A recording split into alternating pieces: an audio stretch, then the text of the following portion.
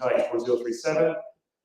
We are going to begin this meeting with a Pledge of Allegiance, which is going to be led by Gary Anderson and a thought by George Ray. Would you please all stand?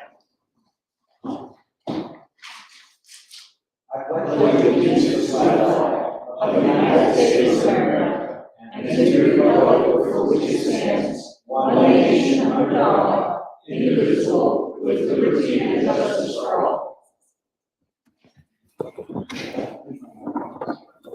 Make sure my microphone's on. My thought tonight is kind of a personal prayer. I've been thinking a lot about what my personal behavior is, and I'm not real grateful, or I don't show enough gratitude is what I should say, to the people around me in my life, my wife, my kids, and in this context, the staff, the city. I feel like I look through the finances a lot, and so I ask questions, and I feel like I'm more of an armchair quarterback, and I don't tell them publicly thank you for the work they do. So I want to take this moment this evening to thank Mark and Eileen and Gary and the examples they set for me. Thank Haley and Darren and Lane for all the work they do. So thank you. Oh, John, I missed you as well. So thanks for all your examples, your support, and your guidance. So appreciate it. Thank you, George Ray. Excuse me. Councilmember Ray. I kind of need better than that. Let's move on to item number 1.3, which is roll call. Haley, would you mind reading that up? Councilmember Gary Anderson. Here. Councilmember Matt Kutchow. Here. Councilmember Aaron Moss. Here. Councilmember George Ray. Here. Councilmember Florence Apple. She's excused. Mayor John. Here. Thank you. Item 1.4, we put this on our agendas every city council meeting. We take 3 minutes so that we can train, so one of us can train on our responsibilities as an elected official. Tonight is mine. I asked the city council, and I got 3 minutes, thank you on the clock. I've got 3 minutes. I want to talk really quickly about the Open and Public Meetings Act. It was remodified this past year in legislation, and they defined what a meeting is. I just want to kind of address that, what a meeting is and what it is not. It is defined that a meeting is a gathering, A, of a public body, B, with a quorum present, and C, is convened by an individual with authority to convene the public meeting. And B, following the process provided by law for convening the public meeting, for the express purpose of acting for the public body, receiving public comment and relevant matter, deliberate about a relevant matter, or take action upon a relevant matter. So I want to just really quickly kind of highlight what a meeting is and what it is not. A meeting is actually, so they've taken out like public gatherings or chance meetings. They've taken out any electronic meetings from this definition. They've taken out a lot of definitions that we have gone and used in the past. So a meeting has to be convened by someone with authority. So if city council members are talking, or if they're on a phone or an email is sent out, that is not considered a public meeting. I will state, however, that if it is an email that is sent out to everyone, all the elected officials before meeting saying, hey, I need you to vote for this, these are reasons why, that is not considered a public meeting, but that would fall into the grant request. So that if anyone wanted to receive that information, that would be made public. I thought it was really interesting, so that if we are doing, say, a Christmas party, or if we meet at a UTA event or something like that, if that is not convened by someone with authority, if I don't convene that meeting or start that meeting, that is not considered an open meeting. Throwing that out. So for our assistant court counsel, as long as you are the one in charge, public meeting. That would never be a public meeting because you're not an authority. You're not making authoritative decisions. Planning commission, because they're not making ordinances, they're not convening a meeting. So planning commission does not have to be an open and public meeting. All city council meetings that are started, which we just began a meeting, would all be a public meeting. But if we run into each other playing pickleball at Mark's house, or if we get together for a Christmas dinner or something like that, I'm not even need to be there would not be the agenda or notice for that. Would you verify on the planning commission? Yes, I will. Anyway, I'm just throwing that out there. That was a law change. It'd be important to discuss, just so you have that information. Any other questions on that? Great. The one comment I have is, I think the spirit of law of open meeting Yes. is that we don't discuss business outside of the citizens that Right. they can't see. And so I would encourage all of us as leaders to not make decisions outside of the public Yes. ability to see. I totally agree, but the question comes up every year that we want to meet and have it summer barbecue at someone's house. Like, oh, Do you notice do this? we notice that? Right. At this point, they are now saying that is not noticeable, but if we're ever discussing any city matters that has started or convened by someone with authority, then absolutely that is a public meeting. The public have the right to attend and to make comment. Okay, thank you. Item number 2, declaration of conflict of interest. Do we have any discussed this time? Not seeing or hearing any, we move on to a public comment period. This is on all of our agendas and allows residents to address or present anything to City Council. We would ask you to keep your comments to 3 minutes. Do we have anyone who would like to present anything tonight? Please, come forward. Would you mind stating your name and Yeah. consent? This is my phone. It is. No, no. Yes. I'm Charlotte Hunt, I live on the South Mountain Road in Blue Heights. And, first of all, I want to comment on the work that you folks do. I think it's massive. I think that your responsibilities are huge. We've had some concerns that we bring before the city about the mudslides and those kinds of things. And we know that that's just a portion of all the stuff that you do. You have an incredible responsibility to your city. Our concern is what's going on at the Rockloft development. And I just granted a bunch of documents of the reports that came in after our mudslide, report that came after their mudslide. And if any of you want them, you're welcome to have. We got the report on the audit that was done on the city there, the water, to get up to, I don't know what you call it, up to code, where your water code is up to, is what the state accepts. And your efforts to do that. And what I've seen is that time after time, the development falls short, and there are problems. And so the city will say, you need to fix it, and sometimes they pay their $1,000, and they fix it, they put something on until it breaks again, and then they pay their $1,000 until it breaks again, and then they pick their $1,000, and it keeps going on and on and on, gets kicked down the road, while they continue. And so, from the time that they excavated all that property and took all the foliage off that mountain, it's been huge. And your responsibility is to go to the perimeter and find out what's wrong. And that wasn't always done. And there have been some serious problems with that, because that's a huge, huge thing to ask anybody to do. And they have one thing after another, and for them to solve all their problems is a huge, huge, huge thing. My point is, maybe it's too big. And until they can address those issues that are putting the community in danger, perhaps they should not be developing and continuing to develop without addressing seriously. And if we're not capable as a city to determine that it's well done enough, there are entities that you can hire that can tell that won't do it, that'll just wash out, it won't happen. Because so far, that's what's always happened. And so far, it just seems to be getting kicked down the road, and we're not finding a solution. And we just end up with another mudslide or wash out or whatever else. So anyway, my question is, can the city, and I know that in Kaysville they have stopped development. I have friends who have constructed in the city in Kaysville. They said, no, you're not meeting the code, you're done until this is resolved. I mean, you're done. You don't get to do these other things until it's resolved. So, anyway. Thank you. You're welcome. Thank you, Ms. Hunt. Item number 5.1, we're going to be discussing that a little bit further, so we can discuss that point. Mr. Tanner. Alexis Tanner, I live at 610 South, 1550 East. I above the wall there. There's a real problem. Because the state has fenced off the way they have, there was an existing fence, 18 inches to 2 feet, they put another fence.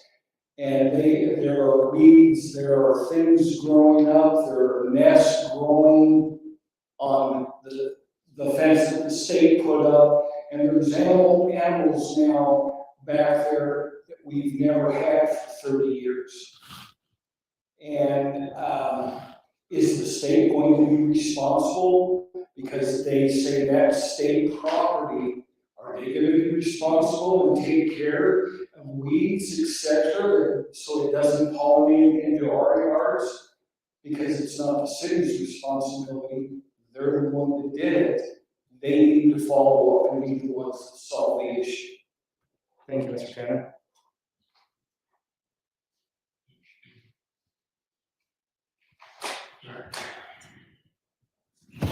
So my name is Russ Tanner as well. I don't know if there's any relation. There probably is. I'm at 29 South Mountain Road.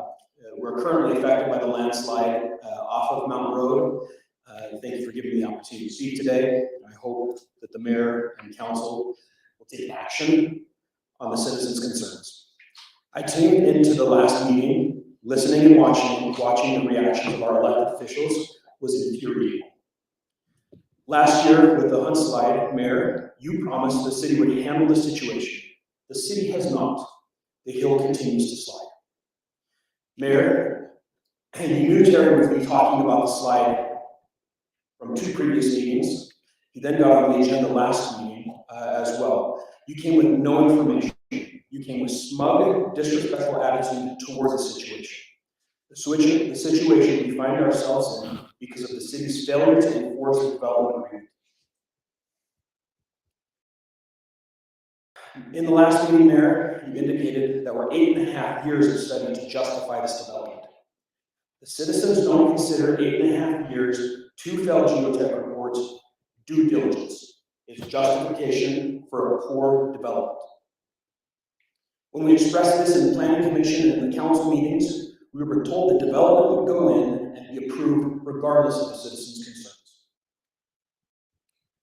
Councilwoman Moss, it's laughable and ignorant for you to encourage us to leave the damage as it is in our own backyards. I would invite and encourage anyone over to my home or over to Terry's home and inspect the damage for yourself. It's not simply a little bit of dirt in our backyard. Mayor, you asked for actionable items last meeting, specific things that we as citizens are looking for. So I've made a list for you. We want answers to Terry's questions from last week.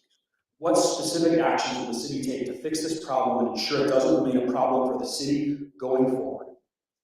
We demand the city hold the developer accountable to the development agreement. We want the developer stopped until he is in compliance with the development agreement, and we are made whole from the damage that has been forced upon us. We want the hill secured so we don't have to live in fear that it will slide every time it rains, or the streets filled with mud, boulders, and debris. In the last meeting, Mayor, you said you have a lot of power to hold the developer accountable. Well, we're requesting that you do. We want a timeline that outlines when and how the city plans to fix these problems. We want to see this by the next city council meeting. That's 10/15/24. Lastly, Mayor, we're not asking for any more lip service. We want you to stop waiting until your term in office is over. We want you to stand up. We want you to protect your citizens and hold the developer accountable. I don't believe that this problem will go away with the expiration of your time in office. The last bit of my time, I want to thank our neighbors for the tireless documentation of this negligence. I'd like to thank Terry Smith for taking time to get on the agenda and speaking up for all of us. I'd like to thank Matt Swain for taking the initiative first to engage the city for support when the landslide happened. And then, when nothing happened there, he went to the higher powers engaging SWIP in Utah, which resulted in the report that was talked about the last city council meeting. His tireless efforts over the last 2 years are greatly appreciated by myself, and I know by a lot of other citizens. I printed these out if you guys want them. I know it's a big list, but I don't think it's an unreasonable request. Thank you, Mr. Chairman.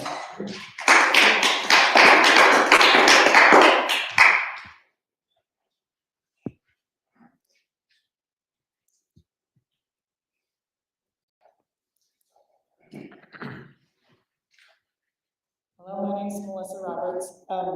I am coming representing a couple people with regards to the chicken agenda.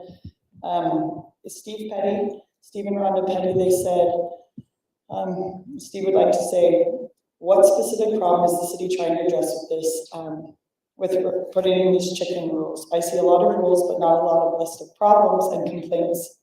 Why are there so much focus on chickens? Is this a more personal problem between two residents? Is the city going to try and force all their residents to register all the animals they keep, as well as the shelters for those animals, including rabbits? We've got dogs, cats, lizards, we've got any sort of animal. Also, we have the issue of addressing that chickens cannot be made pets. You could consider rocks as pets. You can consider anything as a pet, and so that should be stricken from the ordinance as a stipulation that chickens cannot be considered a pet. That was something that's being enforced that shouldn't be enforced and is over-regulated. So it says, how can the city also hope to enforce this ordinance when they can't even keep up with enforcing the noise ordinance for barking dogs, weed and fire safety ordinances, graffiti and vandalism, and other problems? This version of the proposed ordinance is certainly better than the last, but still way too intrusive on residents. It seems like the mayor's the one pushing this, and maybe others also, but there seems to be a special interest in regulating chickens. I'm not moving my chicken coop 3 feet away from the property line or submitting a registration and a $25 fee for it or my chickens. Sorry, this isn't California or some other communist country. Where does this push for regulation to end? Imagine if residents were required to do this for all the animals they keep. If this effort is just aimed at keeping someone else's chickens out of one's yard, let's not forget to include other born trespassers, dogs, cats, neighbors, kids, balls, toys, deer, wild birds, raccoons and skunks, etc. It gets ridiculous. In the city of good neighbors, we ought to be able to discuss and work out these kinds of problems without bringing in a heavy hand of government to regulate everything. And then we also have Cody Beckett who couldn't come, and he said that he is not in favor of putting regulations on or paying a fee or having an application to have chickens. And I also would say from the cottage meeting that we had, the biggest consensus that everybody was saying was there is no support for having a fee or having an application to have chickens. Because that would mean the same thing for any other animal. You'd have axolotls, you could have fish. That's over-regulated and something that as a person in the community, you should have the freedom to just have your animals. Thank you. Thank you, Melissa. Are you wanting chickens now or later on? This is your time to talk if you're going to be talking about chickens. Thank you. Sorry, I would have stated earlier. Alexis Tanner again. When we met with the planning commission, information was taken regarding chickens, how many,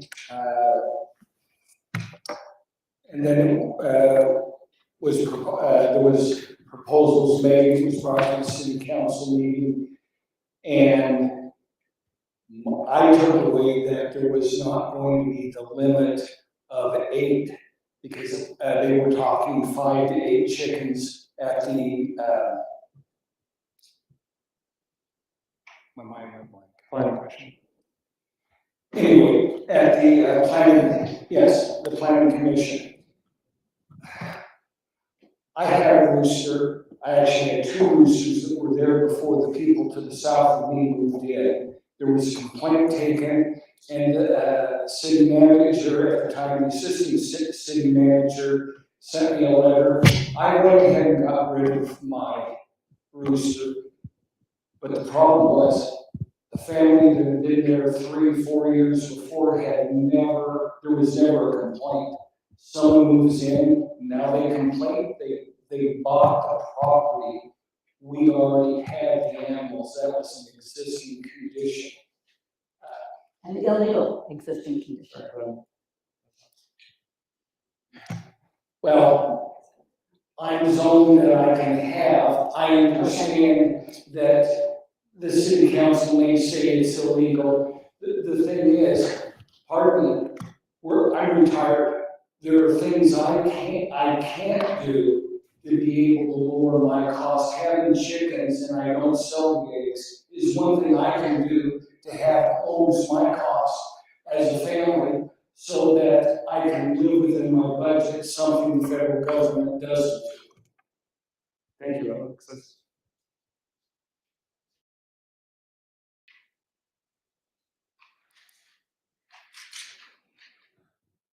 Hi, my name is Alaris Meldrum, and I live on Waterfall Way. And I second everything that Melissa said. She kind of speaks for a large group of us of chicken owners in Fruit Heights. And I second her thought on they shouldn't be not deemed as pets, because I can tell you our chickens are our pets. They all have names. We hang out with them. They do come in the house. They are just like our dog. They hang out with our dog. They're very much like pets. Also, before I got chickens and built a coop and everything, I looked up the laws for Fruit Heights and there wasn't any. So I was referred to look at Hayesville City. And so I based my whole situation off of their laws. And it said that you can have up to 24 fowl. And if you do the math, and if you understand chickens, you have to understand that they don't lay eggs every day. So 8 chickens will give you on average 4 eggs a day. So if you have 8 mouths to feed, like in my house, 8 chickens is not enough. You're gonna have to buy store-bought eggs. And if you're my kids, you don't eat store-bought eggs. And if you wanna eat anything baked from my house, you want those good fresh eggs. So, I am a firm believer that 8 chickens is not enough, and I'm happy to give you more math if you want, but I won't waste our time, so thank you. Thank you, Christina.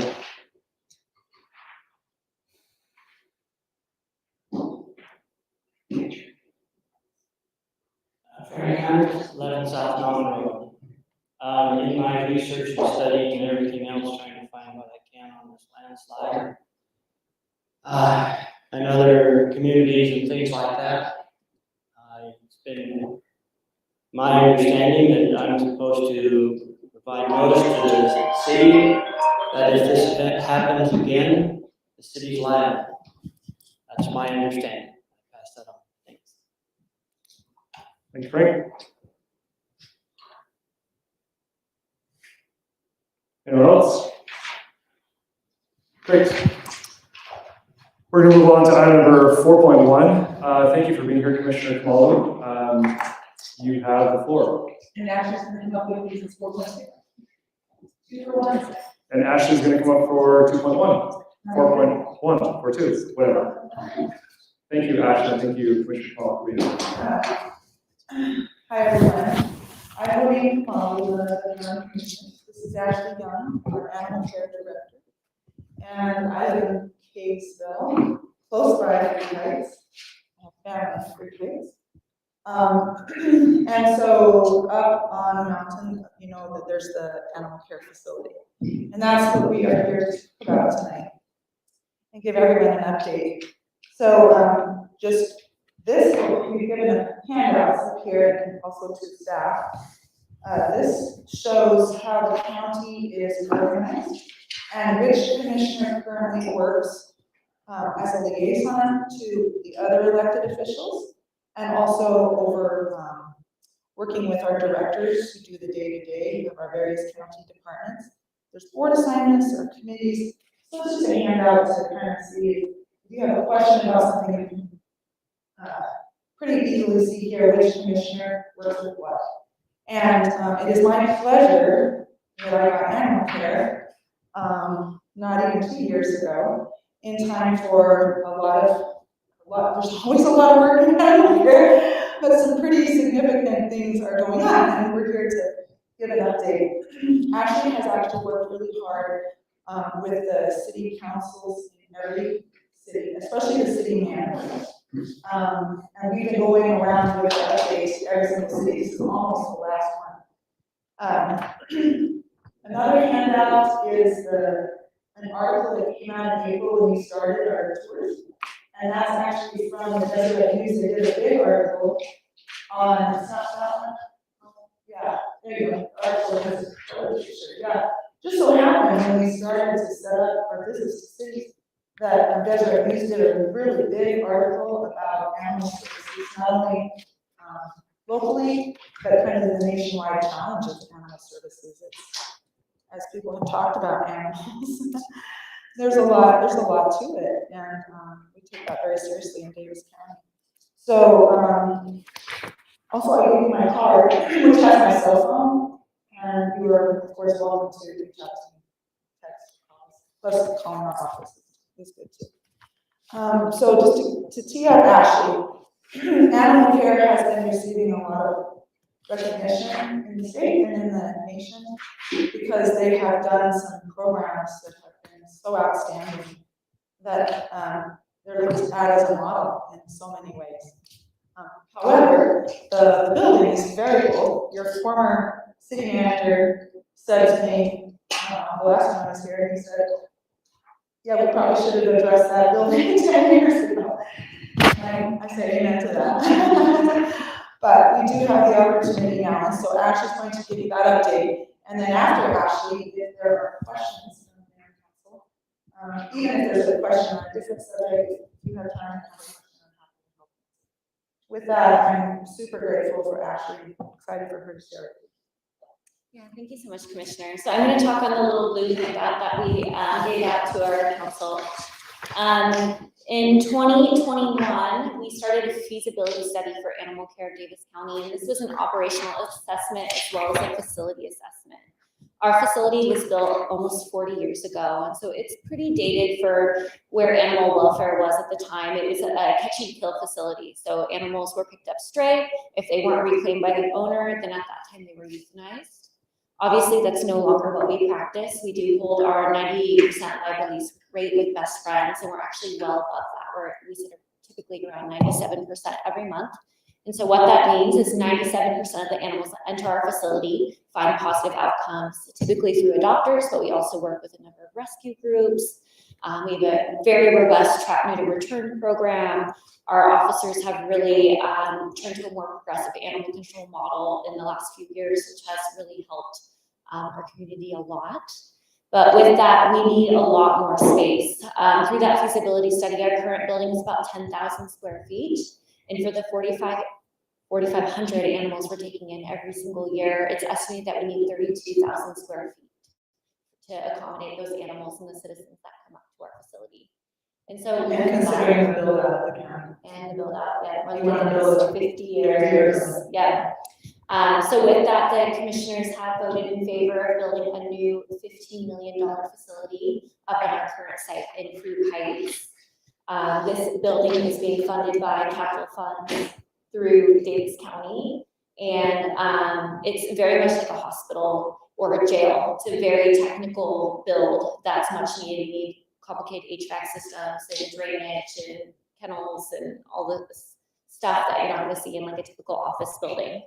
So with that, we are funding that building, but we are going to need staffing for that building in the coming year.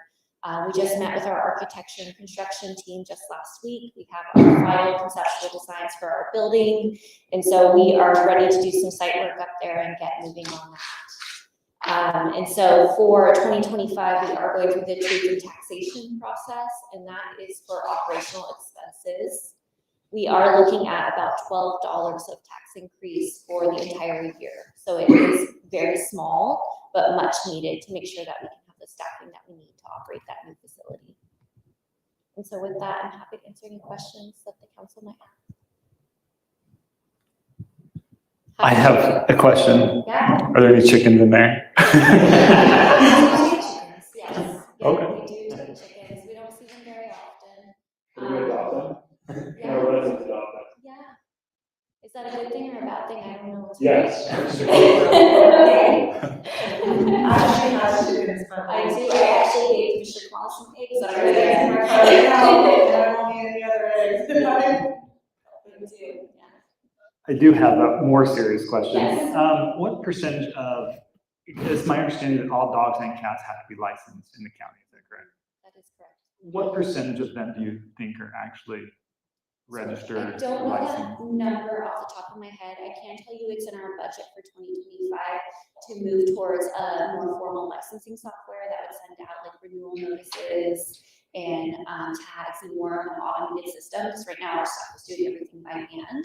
If I had to take a wild guess, and this is a true estimate based on the estimate of how many animals we think are in the county, I would say somewhere probably around 60%. 60? Which is higher than some Yeah, counties. most counties, Yeah. but not great still. But yeah, it's surprising that it's not higher than that, right? So in regards to like what was being said about the chickens, what is the purpose of licensing dogs and cats? So there's a couple different things that we do there. The primary reason is rabies control, that you cannot have a license without having the rabies. And so we want to make sure that every dog and cat in our jurisdiction has a rabies vaccine to prevent the spread of rabies to other animals and humans, because rabies is deadly. So that's like the primary is that public safety piece. But then secondary to that, any animal that we pick up that's running stray or loose in our county, they get a free ride home with our animal control officers. So no tickets, no charges of any kind, we deliver them back to their door. If they have dead. Loose. So that's that second piece there. Okay. By the way, sometimes I've said in the various cities that we actually, Davis County got a law changed at the state, because normally animal services is considered a city responsibility. But that's not been practiced in our county. We're so small and square miles and only 15 cities, it's ridiculous to not, consider that we work together, local government, county, and cities to take care of animal services. It's a good model. It's a model that's, again, it's not all around the state. Thank you. Thank you so much for coming, Commissioner. I've got a question. Darren sends out each month, I guess, a report that you send, and last month there was 3 instances in Fruit Heights. I think 2 was nuisance, 1 was stray. Yeah. The month before there was like 3 or 4. And about 5-6 years ago, there was a change that you don't do anything with raccoons, skunks. I trapped 14 raccoons, and for the 13 of them, you guys were absolutely excellent, wonderful, quick response. I mean, I was very, very impressed. Then I found out that they made a change. Why was that change made for skunks and raccoons, which we have a lot here and they can do a lot of damage? And when we are maybe only having 3 instances a month with what you guys work on now, I was just wondering why that changed, or could it be changed back for certain areas that have a lot of raccoons? Because probably some cities don't have any. Yeah, so that change was made in 2021, and that was right on the cusp of when I was coming in. So what I've seen based on the data, we were going out to about 5,000 raccoons per calls. I have 10 full-time animal control officers. And so really my animal control officers were functioning as pest control instead of their responsibilities that they have responding out to like bites and animal versus animals. It looks like maybe you guys need some support with leash laws in your parks. I was sitting in the parking lot and saw quite a few dogs at large, so we definitely can work on that as well. But at this point, we do not have any intentions of going back to euthanizing raccoons and skunks, and that's one because of my staff time, but there were also changes with the DEA and drug laws. Our officers were carrying controlled substances on their truck, which at this point is highly illegal, and it's against the law to transport a live raccoon with the Department of Wildlife. So there's a lot of barriers there of us being able to come out and trap. It's a good question. We've had other people ask about that change.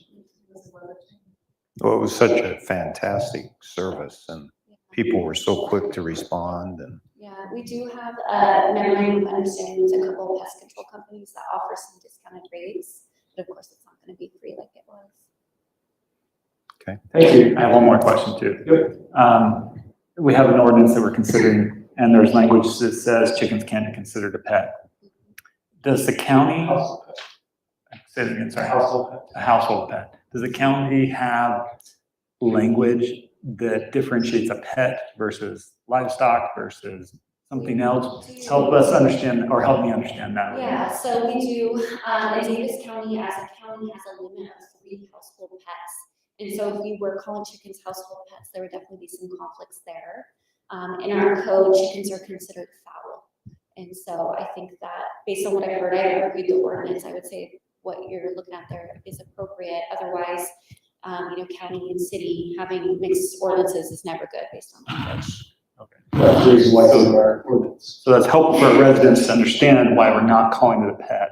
Right, and I understand that chickens are also named, so I get it. Can you just clarify where the facility is that you're building? Yeah, so we, of course, working with Fruit Heights, I know there was some easement stuff that went on a few years ago, and so we own all of the 12-acre gun range hillside, and so we are staying on that property. I mentioned the county is funding that $15 million building, and we did look at other properties that might be more accessible to our citizens and easier to build on, because it's all bedrock up there, right? It's gonna be a challenge.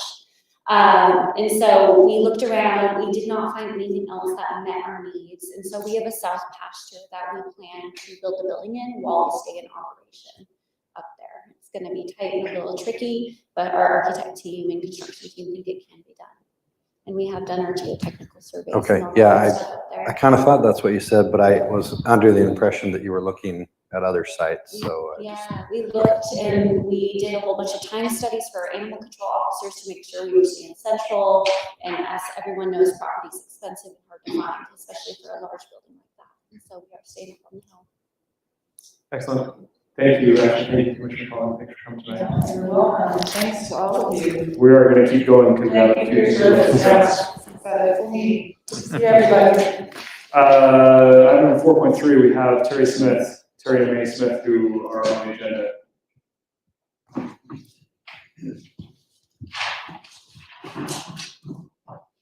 Folks might get tired of seeing me. Nope. I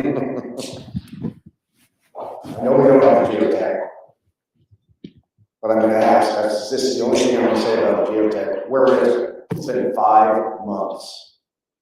5 months. Where is it? Anything we produced in 5 months. I've never seen an engineer take 5 months to do anything, ever. And I'm gonna ask the question. We have item number 5.1, we're going to discuss it. Thank you. I'm going to ask the question again that I've asked multiple times. Why was the ground above the Tanners and my property slated for future development? Why was it allowed to be developed? Why? Nobody can answer me. I've never had an answer. I've asked in an open comment. I asked last time. I expect an answer tonight. Why was it allowed to be developed? It was stripped of any vegetation. That's development. So for the homes that are being built up there right now, have the geotech reports been done for those houses? Are they in hand? Do we have access to them? Because it's in the development agreement, there has to be a geotech report done to issue a permit. I'm curious if they've been done. For the development agreement, is there an engineer on the contract to inspect that development every quarter? If so, who is it? That's in the development agreement. Is there a restricted area marker up there? I went up there today. No, there's supposed to be one on every property on the north and the south line. They are not there. 6-foot sign, restricted area. It's not there. They're not abiding by the development agreement. Shut it down. They are not in compliance. Page 27 of the development agreement. Landscape and irrigation plan approved by the planning department prior to the permit being issued. Has that been done? That's in your development agreement. Can I clarify that? What? Can I clarify that? Yeah. So restate that. So Page 27 of the development agreement. and that's landscape, correct? That's landscaping, but it has to be done prior to a permit being issued to build that home.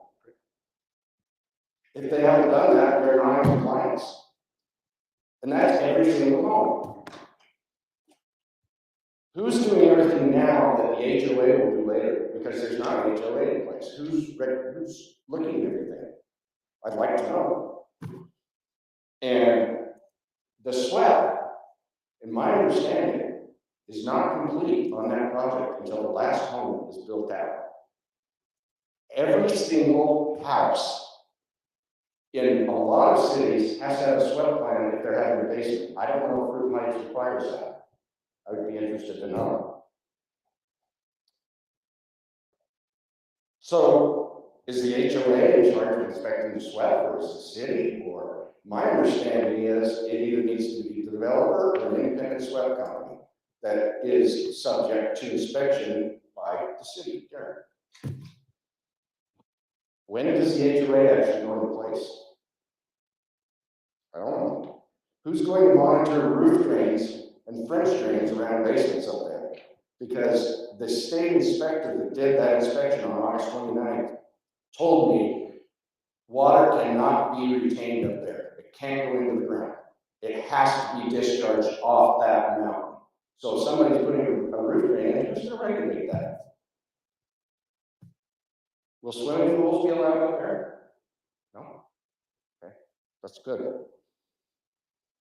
Who's monitoring any construction near that 66-inch water line, however big it is up there? That's a very, very important issue to me. Because if they disturb that line and it goes, I can't even imagine the damage. And lots are being sold to those buyers up there. They have no idea that there's a restricted area back there because there's no signage that is in compliance with the development agreement. They're out of compliance just with that one issue. So why are they being allowed to sell lots? They shouldn't be. They're not in compliance with your development agreement that you went in with Matt Lowe. And we're going to talk about reports. Were reports filed on a timely basis with the city? I don't think they were, because it was written on the inspection report. Are they being done now? That's all I got. Thank you, Terry. You're welcome. I didn't talk about the geotech, except where is it? So we are going to transition to item number 5.1, which is the landslide and rock block development. Is that okay? All right. Darren, you want to start discussing that? So I will tell you, the city did receive a letter from the geotech, the Milgar Geotech. Tim is in the process, because it was just a letter. It wasn't, we need to fix this, we need to fix this, or anything like that. It was just a letter. Tim, our geotech, is in the process of going through that letter and going through geotech study that was approved and matching things up. I know he's had it for just over a week, and so I don't think it'll be that long for Tim's done with that. But it's been 5 months. But I didn't have anything from it for that whole time. What was in the letter? How long was the letter? And we were told that it would be 2 weeks. We'd have a report. That's 5 months ago. So how big is that letter? It's only about a page and a half. So what did it say? It just said that this was recognized in the process that this could happen, and it happened before. And so there's some disagreements that we had with the letter. And Tim's going through that whole process so we can answer everything that they put in the letter. Tim's a professional, I'm not. So that's why the city's hired him to do that portion of it. So things are happening there as far as us and the response to that letter, as far as the city for that. Second, yes, each lot has to have a geotech engineer go through the lot before any footings can be poured. It has to have a geotech study. And then once again, that's sent to the city, and we send that to our geotech. He reviews to make sure everything is followed and those kind of things in the geotech reports. And that's including footing drains and stuff like that. There's also a site plan done for landscaping, which is also part of that process. So before there's a lot of things they have to do before they can actually dig the hole. And once they dig the hole, then it's also inspected again to make sure it's all the material needs to be. We actually hired an engineer firm to do all the inspections in building on this project, because of all the requirements that go along with this project. There is parts that I will tell you right now, I've read pretty much 95% of the geotech report. I've actually called him and asked him questions about portions of it, but I don't understand it. I'll tell you, there's a lot of different flows and numbers. I don't know anybody understands it, but let alone, I called and talked to him about that. There is a section in that report, I'll tell you right now, that does state that footing drains and rain gutters have to be into a piping system. It's right there in the geotech, and I have brought that back up saying, you got all these lots on the side where you're gonna have water. I mean, you're gonna have to put it in something to pump it, or there's gotta be something to catch that water from footing and rain gutters. So there are things happening, and I get everybody doesn't see everything happening behind the scenes. It's happening. I continually right now. I just have a report we had to fill out and go through the state with today for some of the things that have been done to match up with the documentation. Things that we're going to continue to have to do per the geotech. And those kind of things. We just finished that up today with the state. We're waiting, now we just gotta wait for them to reply back with their second round of questions or round of questions, or if there's more items that we need to provide for that. Well, that being said, that geotech, I've read every page, and I don't understand everything, because I'm not an engineer, but I do understand a paragraph in there that says, if saturation is allowed, slope failure is a problem. Saturation was allowed. And it could have been stopped if the water was controlled, and it was not controlled at all. And now, after the state got involved with that inspection and wrote them up, all of the SWEP was changed immediately because they had to be in compliance within 7 days. Why wasn't that done first? Maybe we wouldn't have had this problem. We wouldn't have mud cascading down or river coming out of mud. I mean, and that, again, I'll go back to my second point. The land that was held for future development, that was done before you were here, man. Why was it done? Why was it allowed? Why? It wasn't supposed to be touched. We probably would have been fine because that vegetation would have caught that water. But why was it allowed? That is just negligent of the city, in my opinion. It shouldn't have been allowed. They shouldn't have been able to touch that. But they did. So that's about the 8th time, 10th time I've asked that question. What's the answer? I asked the last time, when we had 2 weeks to think about it, and I said it in public comment, that's 6 weeks to think about it. What's the answer? I will find that out. I can say what I think it is, but I don't know if it's accurate, but I will find that out. That is my fault for not researching that. Okay, back to the development area. The restricted area signs, there's 6-foot poles with a sign. Where are they? Where are they? They're out of compliance. Why are they to continue? They are not holding to their development area. They are not in compliance. They've never been in compliance. It states SWEP, it states everything. They have never been in compliance with that. But yet they continue to move forward. And the city has done nothing to stop them and hold their feet to the fire. Nothing. Or what has the city done to hold their feet to the fire?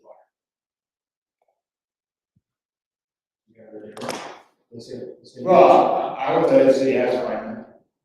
City has fine for different things. Have they worked? Has it worked? It goes back with the, I would tell you, a SWIP is a living document. It changes constantly. I actually tried to get Matt Shane to answer that last time, because he's a developer. He knows it changes constantly. If there's items that are not completed, and I'll tell you, the city can't come in, or the state won't come in and tell you how to fix it. They'll just say there's a deficiency here. What are you going to change to do it? So When they change it within a certain amount of days, because even the state, I will tell you, the state comes back and says, you have 10 days to show that you've done something. They take a picture, or we take a picture, they changed it. It's changed, you can't do anything about it until something happens again, or it fails, and then you go back, and you go through that same process again and again and again, and that's just the way the law set. And I'll tell you something that's even worse right now, is our legislature, and I'm gonna say this out loud, is all developers, for 99% of them. They just changed the law, it's HB 507, it goes effect in January, where it takes all the rights to find a developer, or to inspect these properties. Or shut them down. Or shut them down, they're actually trying to take that, and you can't even shut that down for anything. So we need to. I will tell you, before January. the league is fighting it, there's a bunch of people fighting it, trying to get it to stop that portion, because then even the city has no opportunity to do anything, because we're all out. Are we saying the city has no power over the developer? If this continues with the laws, Nothing that they can do, power. the city is at a loss? You In just January. sit here and wave your heads and say, developer, do what you want to do, anytime you want to do Well, it. and whenever we you don't- want to do it, does the city not have any power? So if they are following the ordinances that the city has written up. And we know they haven't. Now, I will say, they have, we've done the ordinance. Now, has the trip plan failed? Yes. 100%. So, but we've also, as a city, I will tell you, we've turned in to the state the last year and a half, 2 years of inspections on that site. State is still going through all those inspections. We had to turn, about a year and a half ago in during the audit, for this project. And show documentation what the city has done, what were the problems, what was the next inspection, all those kind of things, for this project. So the city has done a lot of work, through the whole project. Yeah, I agree with you on some things they fell short. But once again, as a city on that aspect of it, we cannot tell them what to do. The minute we say, if you put cell phones up right here, that should solve it, and then that fails, there is 100% liability left on the developer. 100% of that liability from that point on is on the city. Or the state. Or the state, and if you listen to the state, they will not tell you, you're saying, you need to fix it, and that's all they say. It's either a deficiency, or it didn't work, you need to fix it. They don't tell you how, they don't tell you, exactly what the deficiency is. They say there's a deficiency. If they don't. If they come back and they send pictures, or they come back and they fix those deficiencies in that thing, no, because they fixed it. Even if it doesn't work, it's fixed at that point. So let's switch from SWIP then. Okay. And let's focus on the development agreement that they are in, growth violation. What are the repercussions that the city has? As Mayor, you said, you have a lot of power to uphold them to the development agreement. So what does that look like? If they're complying on the SWIP side, and they're putting up a silt fence until it fails again, and changing something until it fails again, and your audits are complete there, good job on you guys. So let's talk about the development agreement. If you guys feel like you've done everything you can to uphold that SWIP, which arguably, that's not what we're gonna come to agreement on tonight, the development agreement. And that was an agreement made between the city and the city council and the developer, okay? They're not upholding that aspect of the agreement. So what is your power and what ability do you have to, because they're not gonna change anything until they feel a little bit of pain. And they're hoping to sell all of those lots and then get out of Dodge until the houses fall down and they'll be gone and it'll be our problem to worry about. North Salt Lake, all over. So drink all. I just don't see that development being built out for 7 or 8 years at least. We're gonna continue to have problems.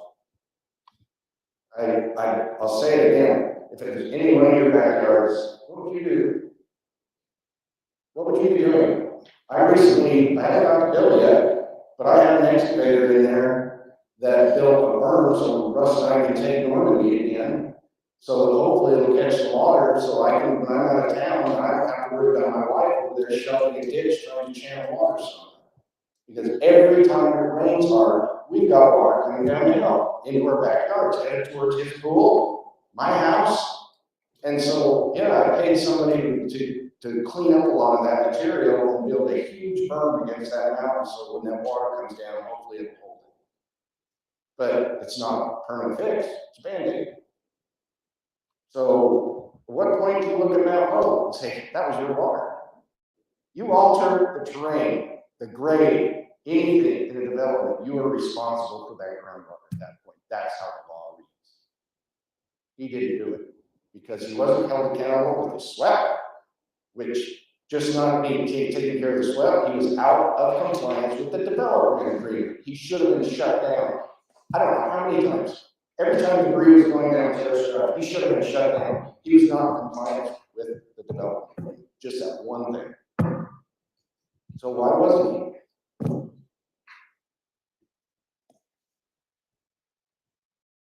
You've been posed with several questions here, and you're very quiet. I want to hear some answers.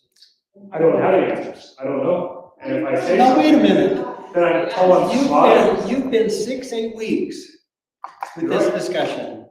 You have no answers? I have some, but I don't know the final answers. Now, Curtis, Tanner, you were the planning commission chair when this was passed. Do you have answers? Yeah. You voted against it every time.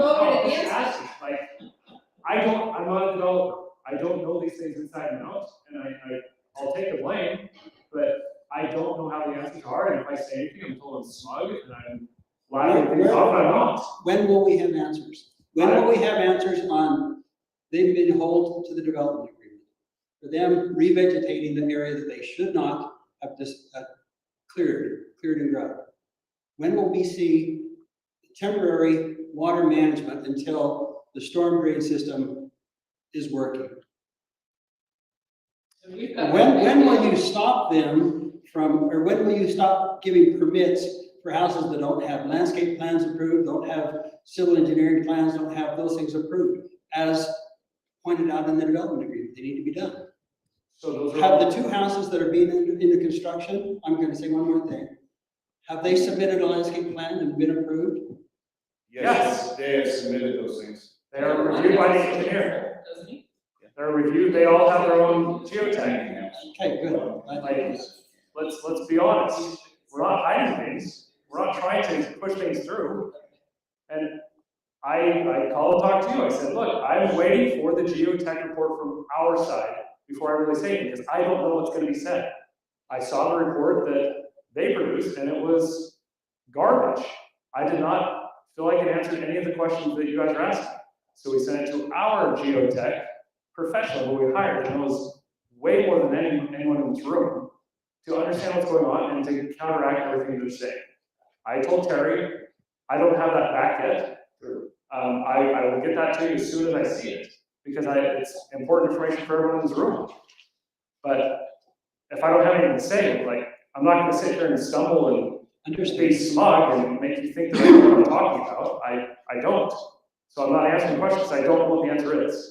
Is there any way of putting the developer on hold until we get all this geotech information read, understood, reported upon, and everything, instead of waiting 6-8 months or whatever for another rainstorm or snow, because we don't have the geotech report? Can't we put developer on hold until we get all this geotech stuff resolved? So, Mr. Hunt, by putting him on hold, is it gonna make anything better? Yeah. It's already been, the damage has already been done. There's coming again, it's gonna rain, it's gonna snow, it's going to happen in March, April, or May, it's going to happen. I am going to, go ahead, Wayne. The developer, all they're doing right now is sweeping improvements. They're not building roads, they're not cutting for curb, they're not putting sidewalks in. All they're doing is sweeping improvements. And selling lots. Are they still selling lots? I don't think they're actually selling lots. Is that because nobody's buying, or is that because they're not? They've sold over probably 30 lots. But are they continuing to actively sell lots? Again, back to my question, what power do you have when they're in violation of the development? That's when we start denying building permits. The city could stop building permits. I will tell you, some of the part of the building permit is taking care of the drainage issues on those lots. Now, the west ones, there's still things that have to be done on the west lots. I will tell you that right now. It's in the geotechnical work. I don't have that part.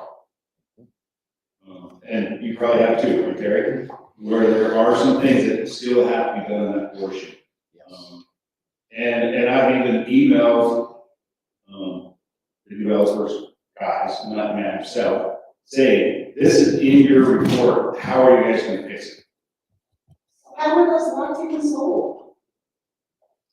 There's a big issue with them. How are they even sold? We've got Band-Aids on all these problems. So, not all of, some of those lots don't fall into it. Some do, some don't, depending on what the restrictions are on that lot. Some of those have probably been sold.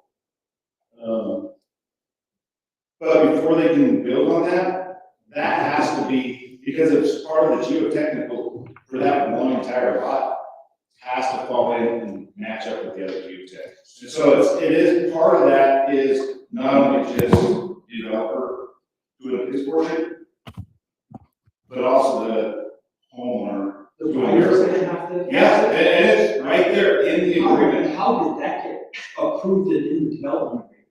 So those lots are gonna sit empty without proper drainage until they just fall down?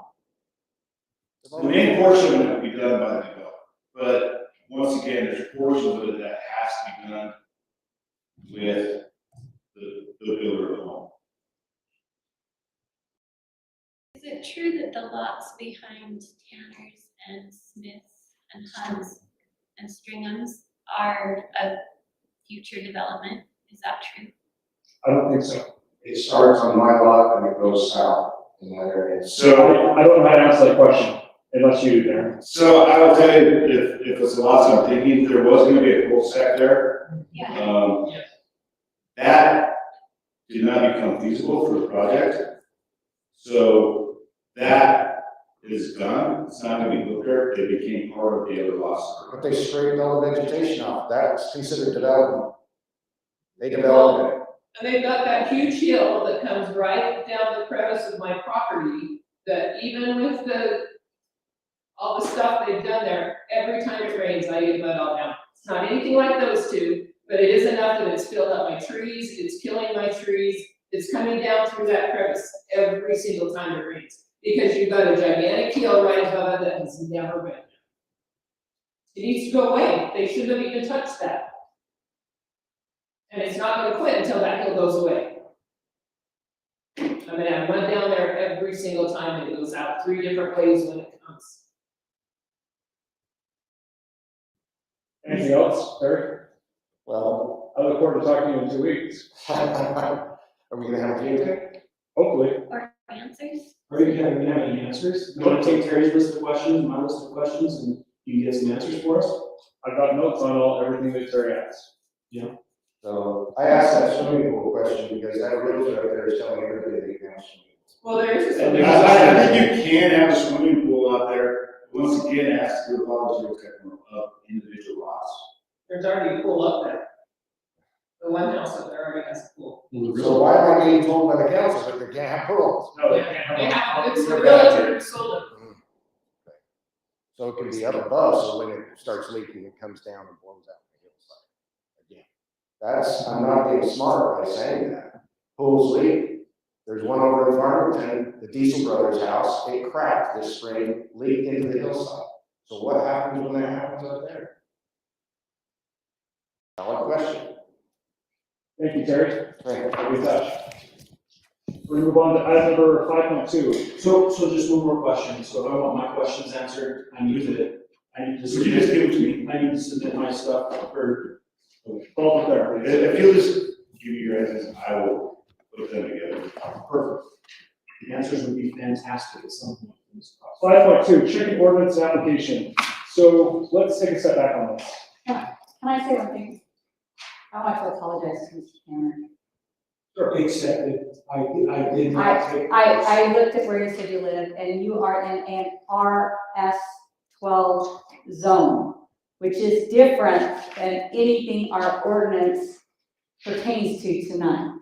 And you are in an area that already, Yeah, so 20,000 square feet, that's not happening. but it has nothing to do with the ordinance we are discussing tonight.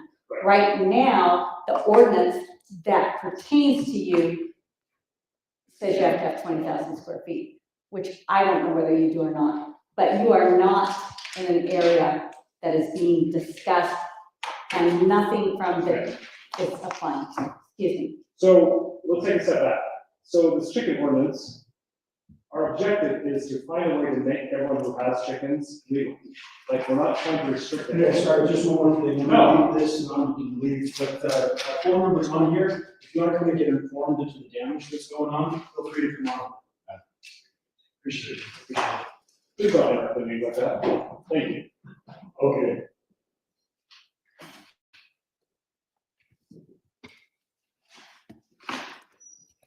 Okay, so the objective is to help those who have chickens who are not in compliance. This came up 2 years ago. It was kicked back from the planning commission to then hold a cottage meeting. We did that. I felt like that the conversation, the dialogue with the residents was very helpful.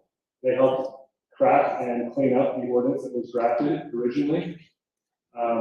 This ordinance falls pretty close in line with what we were requesting, what we wanted. So went back to the planning commission, and the planning commission put in a conditional use permit. It was taken out when it went back to the planning commission. They put it back in, and they put in a $25 fee for the conditional use permit. And that was not unanimous. It's come to us with an approval, with the recommendation for approval. I have talked to the planning commission chair a couple times, like, there's no reason why we need this application. What we want to do is we want to make those who have chickens in compliance with an ordinance. We don't need to make them come to the office and pay $25. We just want to make it so that they are compliant. So tonight we have on our agenda to discuss, and we broke it out into 2 action items so they can be discussed independently and they can be approved independently. The one is the approval of the ordinance, which allows R110 and R112, who are restricted currently, they are allowed to have chickens. It's stated in the public comment period, it's limited to 8,000. It's not totally accurate because it's 8,000 for 10,000 square feet, and then for every 1,000 square feet they have, they can have another chicken. So they can have more than. And this is not the RS12 zone. This is only the R112, R110 zones, which Melissa, you do not live in either one of those zones. So our objective is to try and clean things up, because we know that there are dozens, if not at least 100 residents who are in this and who are not compliant. If we are to follow our ordinance, we need to make sure they get rid of their chickens. We are trying to make sure they are compliant with an ordinance. So the next objective on the planning commission should be to also look at the RS12 zone, which is not included in this and currently precludes fowls or any other livestock on less than 20,000 square feet, which would obviously be in opposition to what we are just passing. But they are 2 different zones. Darren, could you pull up that zone map and throw it up there for us? Because right now, the RS12 zone with a certain number of square feet allows for. Just how it happened. Which is just, but And so if you look at the zone and you know how much property you have, so this particular ordinance is not addressing that RS12 zone. It needs to be addressed, because if you're going to allow someone in an R112 zone to have chickens on 12,000 square feet, why would you continue to have an RS12 zone that requires 20,000 square feet? Anyway, so that's to discuss. Do we have a conversation that we want to discuss now? I will talk if I can. You've already talked. I would like to continue talking. Go for it. So just as a clarification, so there were multiple people that asked me to present this. But, so the RS12 Is all the yellow. larger than the R1 through 12 zones, or is it small? No, it's the same. It's the same It's the same. size, Okay, but it's a it different location. currently allows for some animals. So it's a different location. And to address I think you heard it, like the reason why they're not deemed household pets is that in our ordinance currently, you can only have 3. But again, if you look at this from the view that we're trying to allow people to have chickens instead of trying to restrict them, if you have that perspective, then you'll see like the things that are written in there are so that those who currently have chickens can keep chickens. So RS112 allows for animals. RS12 specific, R12 specifically says no animals. R12 and So, R10. so that's why So does this ordinance- RS12 limit like the amount of fowl you can have? It to So 24, So RS12, if you have over 20,000 square feet. If you have a half acre, So if you have just under that, then you have. you don't. Zero. 0. According to current ordinance, which, And correct me if I'm wrong, make sure I'm understanding it. It's this one ordinance specifically allows it, and since no other ordinance specifically allows it, we infer that it's not allowed. Is that correct? Okay, so just because one ordinance specifically allows it, we're saying, well, that infers nobody else can. No, it's actually it's in the ordinance that they're not allowed. Yeah. Which one? Show me. Go to the R112. R112. R112 versus RS12. So R112. so R112 and RS12, same lot size. Just one allows animals, one does not. So all the yellow So this ordinance is makes it so RS12. you can have in 10 and 12 RS, the one that does not, R112 does not currently allow it. R112 does not allow animals at all.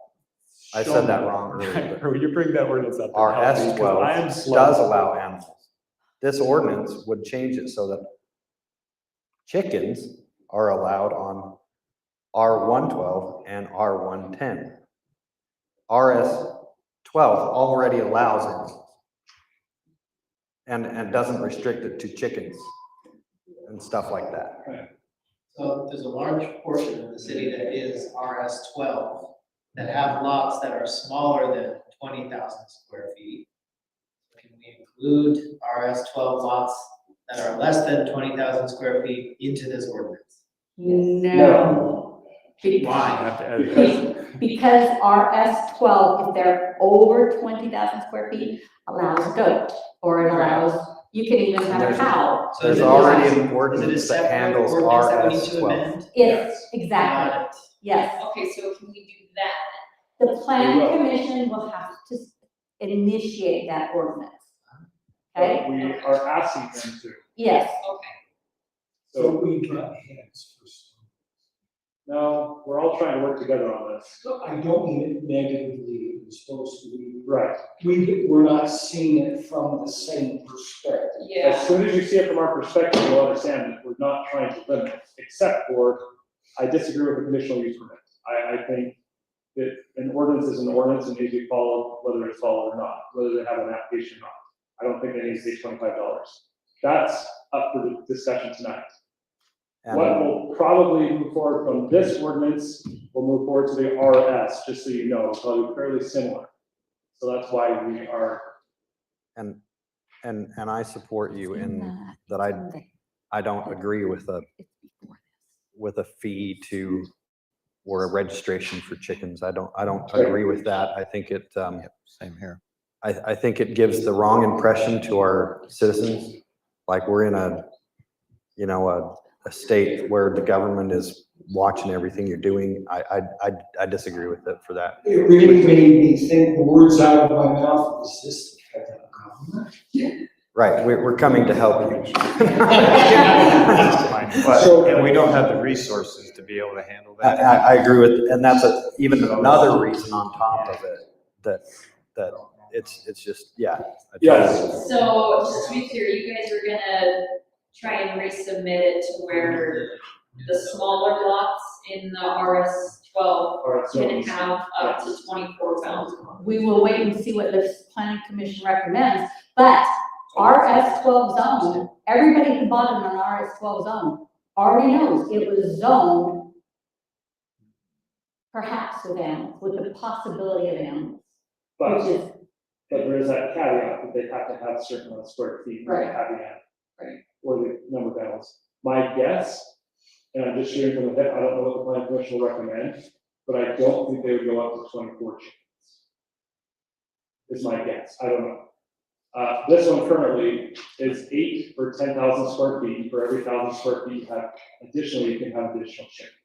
So it would put on an average quarter acre lot, about 12 to 15 chickens, somewhere in there. I don't know exactly. so Mayor, I think what we're looking for is to take out of this ordinance the wording that it has to have a. Well, we can do that in the action items. I just wanted to discuss that. That's why these two items are broken out specifically on the agenda. So we can discuss them independently. If you guys want to look at it, I believe it's the last portion that says permitting. I think that, anyways, but we can talk about that more later, but just if you want to review it before we get there. Right. Any other items that we want to discuss before we move on to item number 5.3? Great. Moving on to 5.3, Darren, go on with that one. Selection process. Is that the election? Yeah.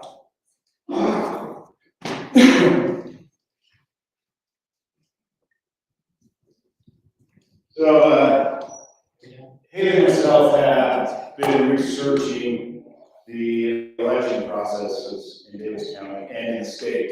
If you want, and we brought this up to the city council a couple of meetings ago about the possibility of switching to a nonpartisan primary and dropping the caucus, which there's only 2 or 3 communities that even do a caucus anymore. I know there's some concerns with the council about will we get enough people to run. Asking and talking to other communities, majority of the time, they do have enough people running. The smaller communities end up having enough people. Now they may have 1 or 2 council seats that may not have 2 people running, but they do have enough to fill the ballot. If you have enough to fill the ballot and not extra, you do not have to have a primary. You just go to the next step. So, Darren? Yes. At our last caucus meeting, when we kind of encouraged people to run, the first person who wanted to run was a brand new resident to our city, and he couldn't stop talking about California and how we needed this like where he came from in California, and we needed that like where he came from in California.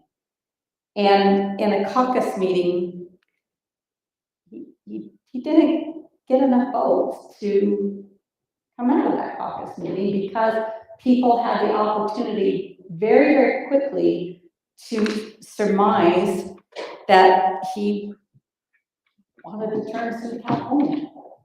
So, I'm sorry, what? Move your mic down a little bit. So, one thing I did ask, like West Haven, they just do a non-partisan primary. Where I get my information from the candidates is I go there to the candidate. I talk to the candidates, I ask the questions. That's where I go to get the information I want, to know if I want to vote for that candidate or I don't want to vote for that candidate. And part of that, I think, is research. As a community, I think that's important. If you're going to vote, why aren't you researching what you're voting for? To me, that's very important. I do it in my community. I look up the mayors. I go through the whole process. I go to meet the candidates. I listen to the questions. I listen to their answers. But that's me doing my part. And I think that's an important thing, is we need to do our personal part on those things, finding out about the candidate. I will tell you something that we found out also about our caucus. If somebody came in and decided, I'm running Republican, I'm not going to run Sagebrush, or I'm not going to run Pinecone, I'm going to run Republican. Willy Wonka. They get a spot on the ballot. You create that for them to have that spot on the ballot, which was kind of a little bit surprising, because I was like, well, we don't even have that. But with a caucus, that can be done. And by state code, it allows it. So that has not happened in Fruit Heights, but someone could come up and just, okay, I'm a Pinecone, and we've had that question. I don't know if each of you have ever had it. What is a Pinecone? Are they the Republicans or are they the conservatives? No, they're not partisan. But if somebody came up and Is it supposed to be nonpartisan? they are. By state statute. By state statute, they are. But if someone come up and said they wanted to run as a nonpartisan or an independent, you have to create that for them in a caucus. And then help me clarify this, as I was reading it as well. Committees, who runs our committees? Because their state law is actually pretty explicit about the committee behaviors. So I don't know if we have to create the committee, but it has to be created and they have to follow bylaws to be a part of it. And they do. There's rules that we have for them that they have to follow as they go through the whole process through that. And so technically the city shouldn't own Sagebrush or Pinecone parties, right? Those are supposed to be their own committees. They should be their own committees. And they are. They are. That's why we split it up. And once you go into one of them, that's where you stay. You can't do this one vote and run and vote the next one. Once you go into that one, you're into that one. So it does stay into that.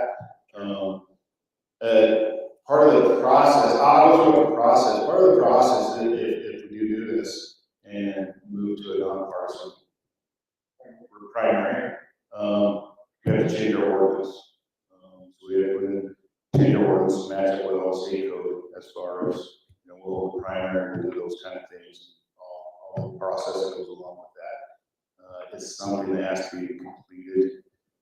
Right now, we think it's 1st of March. So there's not a whole lot of time left to get everything. And I think the ordinance part will be easy, but there's still public hearings and there's still those kind of things to move on with that to change our ordinance. The applications process, notifying the county and going through all that process, it's going to take time. I've thought about costs, because that's one thing. Now we're going to have a primary and we're going to have a regular voting. Right now, each year we budget just over, I think it was $4,800 for our election. This year we won't spend it, and we'll budget again, and we'll spend it in November. If we did the primary, we already have $4,000 budget. We used it this year for June primary, and we'll budget again. So there is a possibility. Yes, it'll cost us a little bit more on that one. Did you say it's about 8,000?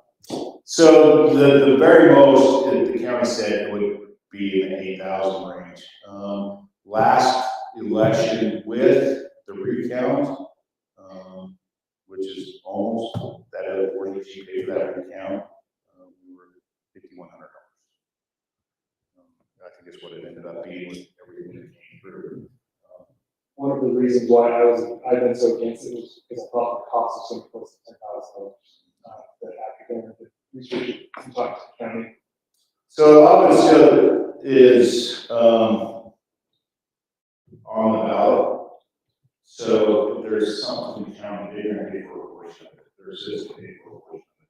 So there's things that are added to it, so the cost of the city, and we're still fairly small, is still a pretty minimal cost as far as most elections. During the last conversation, we talked about removing the parties from the ballot. Was that something we looked into? Yeah, that's what everything is looking into. We can't remove the Franklin sagebrush by ordinance and because we have a caucus.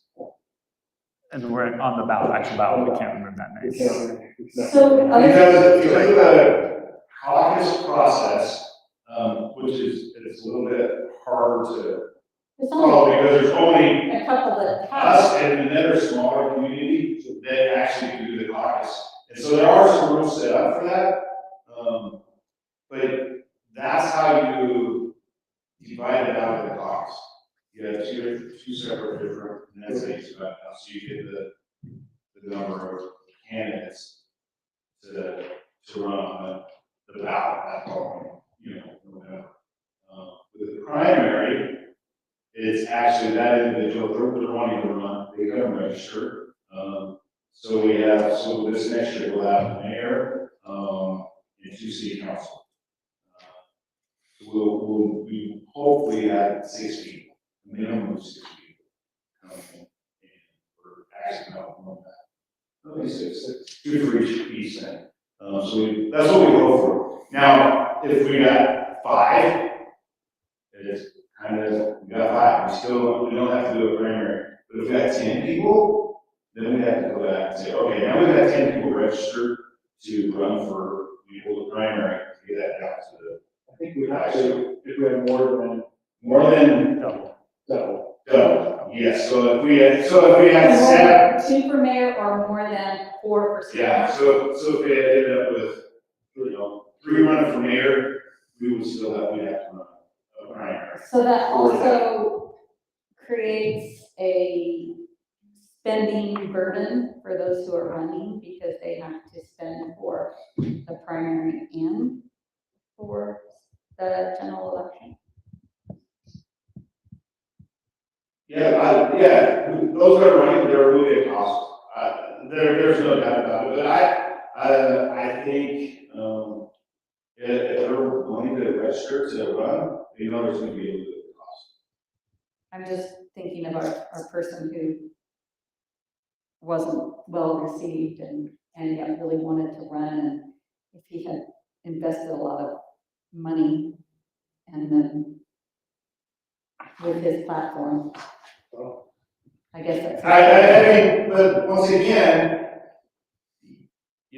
somebody, they gotta turn in all their funding, all that kind of stuff, they gotta show that what they spent, they gotta do all that, there's requirements that, they have to have, your financials, they have certain time, that she has to have the accounting. So, What is the bond that's in there? Is that something that people are supposed to be doing individually or?